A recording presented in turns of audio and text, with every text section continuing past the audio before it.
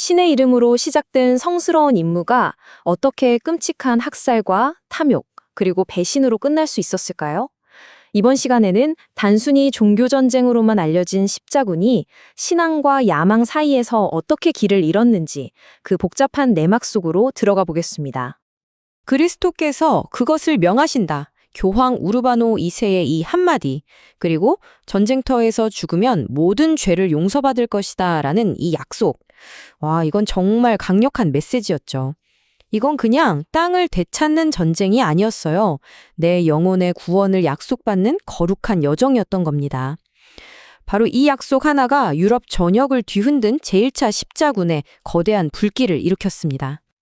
자, 그럼 도대체 무엇이 이 거대한 부름을 이끌어냈을까요? 그 배경에는요, 셀주크 튜르크의 위협으로 위기에 처한 비잔티움 제국, 그리고 예루살렘으로 가던 기독교 순례자들의 길이 막혔다는 소식이 있었습니다.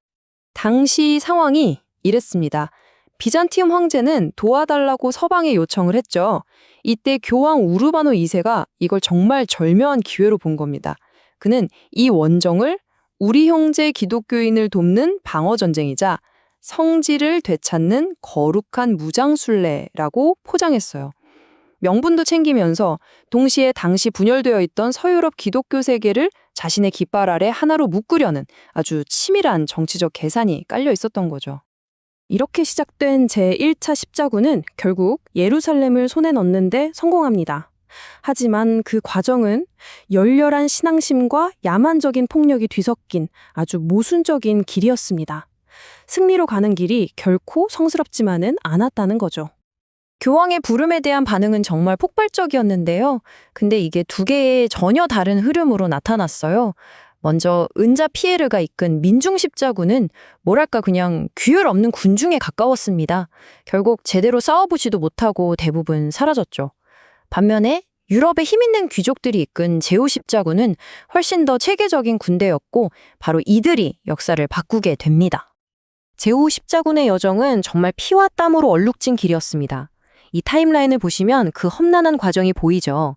1097년 니케아에서 첫 승리를 거두고 1098년에는 안티오키아에서 무려 8개월 동안이나 끔찍한 공성전을 버텨냈습니다. 그리고 마침내 1099년 그들의 최종 목표였던 예루살렘의 성벽을 무너뜨리는 데 성공합니다.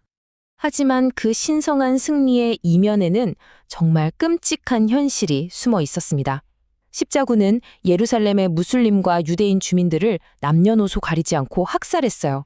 심지어 기록에 따르면 굶주림을 이기지 못해 인육을 먹는 끔찍한 일까지 벌어졌다고 합니다. 이 잔혹한 승리 위에 기독교 국가들이 세워졌지만 그 시작은 결코 성스럽다고 말할 수 없었죠. 자, 이제 이야기는 제3차 십자군으로 넘어갑니다. 이번엔 스케일이 달라요. 살라딘에게 예루살렘을 빼앗기자 유럽에서 가장 강력한 왕들이 직접 나섰습니다. 말 그대로 왕들의 전쟁이었죠. 이 모든 일의 시작은 바로 1187년이었습니다. 위대한 무슬림 지도자 살라딘이 하틴 전투에서 대승을 거두고 예루살렘을 되찾은 거죠. 이 소식은 유럽 기독교 세계 전체를 엄청난 충격에 빠뜨렸고 역사의 길이 남을 대결에 막을 올렸습니다. 제3자 십자군 하면 바로 이 두 사람을 빼놓을 수 없죠. 한 명은 잉글랜드의 사자시망 리처드, 그리고 다른 한 명은 이집트의 술판 살라딘입니다. 리처드는 그야말로 용맹무쌍한 전사였고 살라딘은 뛰어난 전략가이면서도 관대한 기사도 정신으로 오히려 적에게까지 존경을 받았던 인물입니다.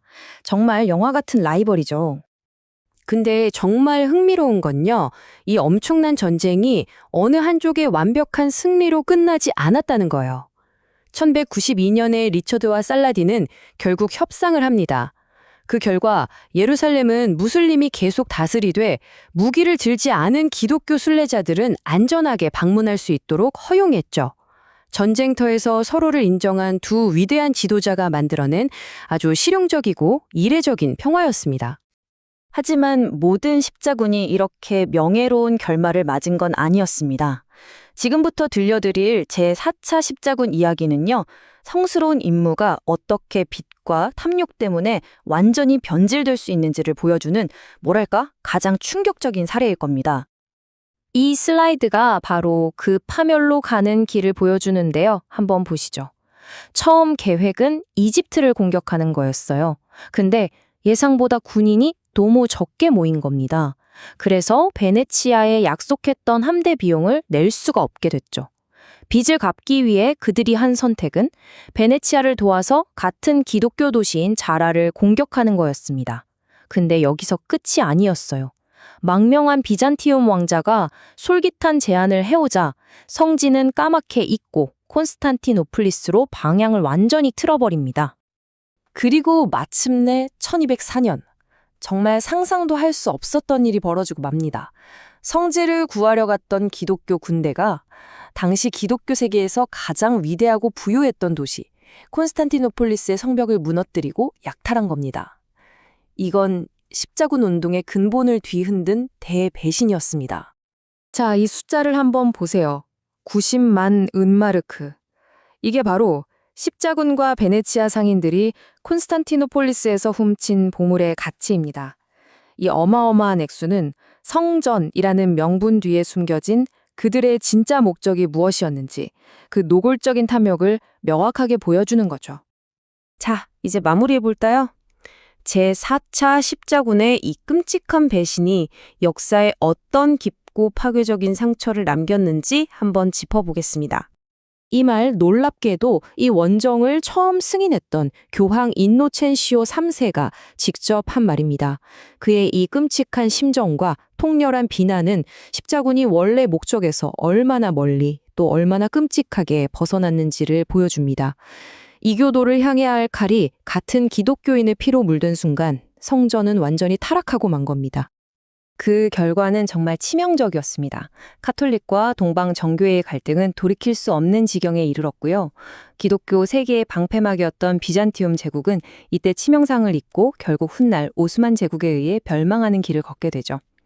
결국 십자군의 이상은 탐욕으로 더럽혀졌고 성지 회복이라는 원래 목표는 그 어느 때보다도 멀어져 버렸습니다. 그래서 마지막으로 이 질문을 던져보려고 합니다. 성전은 언제 불경한 사업이 되는가? 십자군의 역사는 신념이라는 이름 아래 인간의 탐욕과 야망이 어떻게 폭주할 수 있는지를 보여줍니다. 이건 단지 과거의 이야기가 아니라 오늘날 우리에게도 많은 생각을 하게 만드는 질문이죠.